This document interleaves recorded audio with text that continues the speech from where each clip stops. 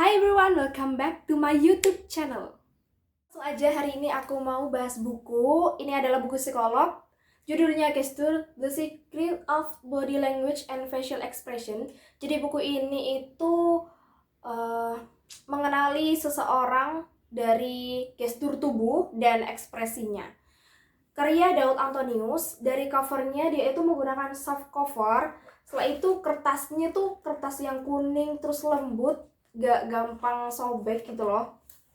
Di bagian depan dia itu ada kayak penulis, penyunting, desain. Setelah itu ada daftar isi. Nah, daftar isinya itu ada 5 bagian. Yang pertama itu ada ekspresi, emosi, perilaku, komunikasi dan bahasa tubuh, analisa percakapan dan teknik bertanya, mendeteksi kebohongan, membangun koneksi dan mengenali karakter. Nah, ini tuh menurut aku udah lengkap banget guys, karena kita tuh dari awal buku ini menjelaskan bagian dasar. Setelah itu nanti ada kayak kartun kayak ilustrasi gitu. Terus ada Read Me First. Nah, Read Me First ini dia kayak permulaan gitu ya. Menurutku nggak terlalu penting sih. Terus Read Me First ini adalah kata pengantar dari penulis untuk pembaca. Jadi menurut aku nggak begitu tentang buku ini. Bahasanya juga santai, bahasa yang nggak baku. Terus di bagian awal selalu bab awal tuh ada kayak gini judul, terus ada quotes. Nah, itu selalu ada quote-nya. Disertai ilustrasi juga. Oke, lanjut. Nah, ini di buku ini tuh ada kayak contoh checklist dan baseline, kayak indikator baseline kening, alis, mata, deskripsi hasil observasi, sering berkerut, menajam, fokus memandang. Itu ada artinya sendiri-sendiri ternyata guys. Dan bagian tubuh yang bisa diamati itu adalah kepala, leher, tubuh, bahu, bagian lengan, bagian kaki, terus shaking, signing, swallowing, sweating. Oke. Terus ada micro expression, ada penjelasannya juga siapa yang menemukan, siapa kayak tokoh-tokoh yang meneliti di bidang gestur. Terus ada 7 ekspresi dasar manusia. Nah, yang pertama ini ada kemarahan. Kemarahan tuh dia tuh keningnya tuh mengerucut ke bawah, mata terbuka, bibir menyempit, dan ini lengkap disertai wajah, disertai gambar wajah. Jadi memudahkan kita buat bisa mudah memahami gitu loh. Terus ada bahagia, terkejut, takut, sedih, ada bagiannya masing-masing, muak. Nah, oke. Ekspresi yang ditunjukkan saat berbohong, ini juga ada guys.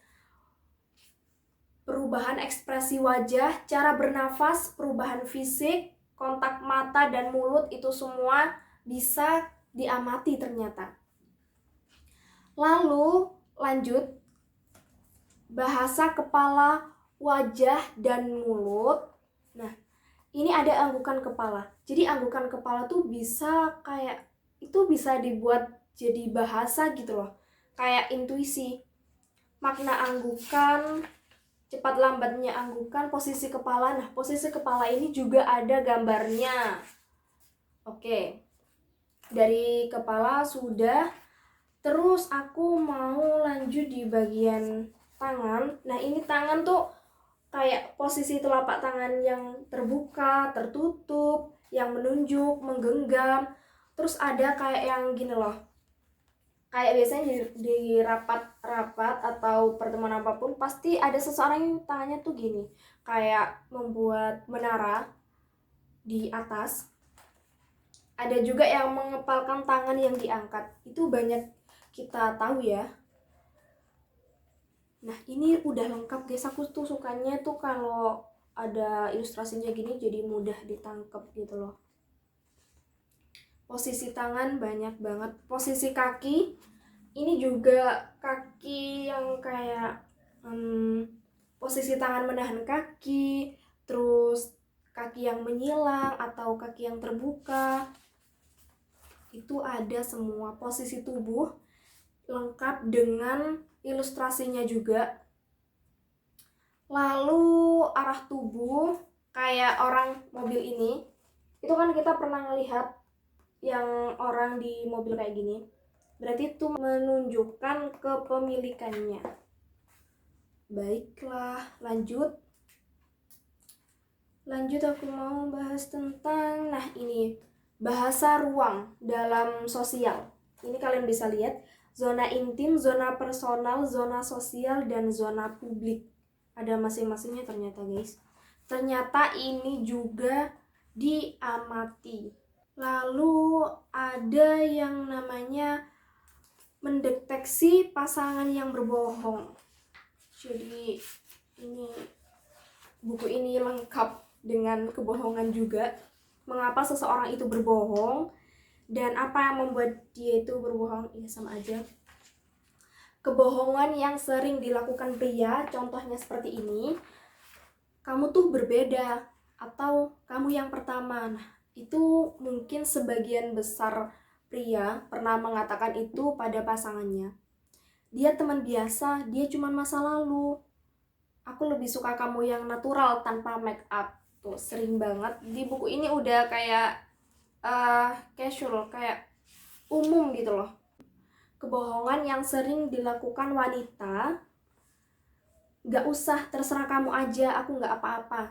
Nah, itu menurut aku kebohongan yang terjadi di era sekarang ya. Maksudnya itu meskipun gak baca buku ini tuh, kita tuh bakal ada kayak intuisi sendiri bahwa cewek itu bohong gitu. Ada kayak rasa sendiri gitu lah. Tanda pria mudah diajak selingkuh juga ada guys. Tanda wanita mudah diajak selingkuh. Alasan pria selingkuh, alasan wanita selingkuh ada beberapa juga. Tanda pasangan berselingkuh, ini juga bisa kita pelajari dalam kehidupan sehari-hari. Meskipun nggak melalui buku ini, tapi otomatis hati kita tuh ya tahu gitu loh, bisa menebak-nebak lah. Tanda pemberi harapan palsu ada juga. Wanita mudah mendeteksi kebohongan. Nah, ini aku baca di buku ini, kenapa wanita tuh mudah banget mendeteksi kebohongan, karena dia tuh punya saraf di otaknya yang pria itu nggak punya gitu loh. Nanti aku akan tunjukkan yang bagiannya. Setelah itu ini dia, alat deteksi kebohongan, lie detector. Nah, alat pendeteksi ini mungkin masih ada di luar negeri, mungkin di dalam negeri belum ada kali ya. Yang pertama ada poligraf. Jadi poligraf itu kayak alat pengukuran ilmiah yang bisa menampilkan banyak hal sekaligus. Pernapasan seseorang, tekanan darah, detak jantung, perubahan fisik lainnya, itu bisa dideteksi dengan poligraf. Misalnya kayak menanyakan seseorang itu loh, kalau dalam kasus itu menginterogasi. Nah, itu buat ini bisa di Amerika masih ada. Lalu yang kedua adalah voice trace analysis atau VSA, alat yang dipergunakan untuk menerjemahkan suara ke dalam data digital berbentuk gelombang. Jadi suara ini juga bisa mendeteksi adanya kebohongan. Misalnya orang kalau bohong kan dia tuh juga berpikir juga sambil bicara. Jadi bisa dideteksi kayak detak jantung gitu di gambarnya. Terus yang ketiga ada fMRI scan, functional magnetic resonance imaging, adalah alat untuk memotret aktivitas yang terjadi di dalam otak manusia, termasuk aliran darah, oksigen, dan juga organ yang aktif bekerja pada suatu waktu. Berarti ini untuk mendeteksi fungsi otak. Ini gambarnya kayak gini guys, kayak orang mau operasi gitu. Nah, profesor dari Pennsylvania, yaitu dia menemukan bahwa otak kita beroperasi secara berbeda ketika sedang berbohong dan mengutarakan kebenaran.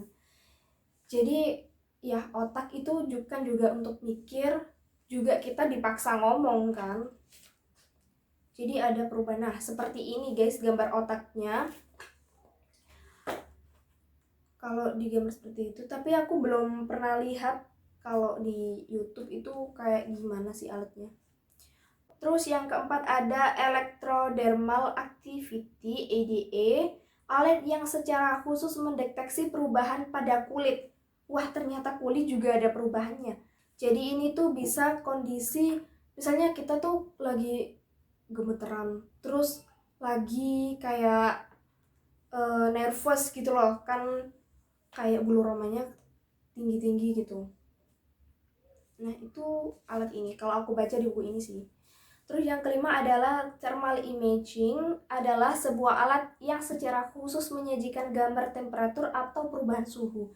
Jadi misalnya kalau kita bohong, kita kan adem panas, keringetan gitu.